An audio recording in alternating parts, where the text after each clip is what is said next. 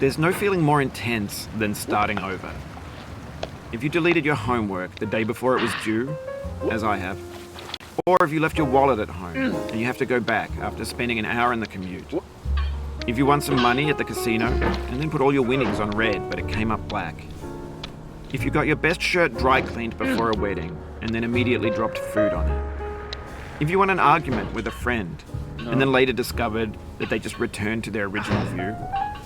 Starting over is harder than starting up. If you're not ready for that, like if you've already had a bad day, then what you're about to go through might be too much. Feel free to go away and come back. I'll be here.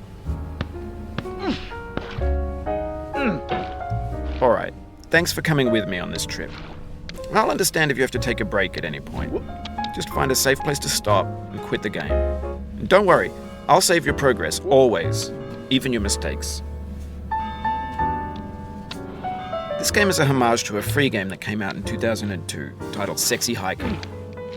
The author of that game was Jazuo, a mysterious Czech designer who was known at the time as the father of B games. And B games are rough assemblages of found objects. Designers slap them together very quickly and freely, and they're often too rough and unfriendly to gain much of a following. They're built more for the joy of building them than as polished products. In a certain way, Sexy Hiking is the perfect embodiment of a B game. It's built almost entirely out of found and recycled parts, and it's one of the most unusual and unfriendly games of its time. In it, your task is simply to drag yourself up a mountain with a hammer. And that act of climbing, in the digital world or in real life, has certain essential properties that give the game its flavor. No amount of forward progress is guaranteed. Some cliffs are too sheer or too slippery. And the player is constantly, unremittingly in danger of falling and losing everything. Anyway, when you start Sexy Hiking, you're standing next to this dead tree that blocks the way to the entire rest of the game. It might take you an hour to get over that tree, and a lot of people never got past it. You prod and you poke at it, exploring the limits of your reach and your strength, trying to find a way up and over. And there's a sense of truth in that lack of compromise.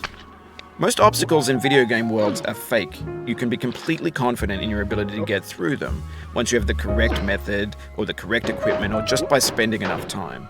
In that sense, every pixelated obstacle in Sexy Hiking is real. The obstacles in Sexy Hiking are unyielding, and that makes the game uniquely frustrating.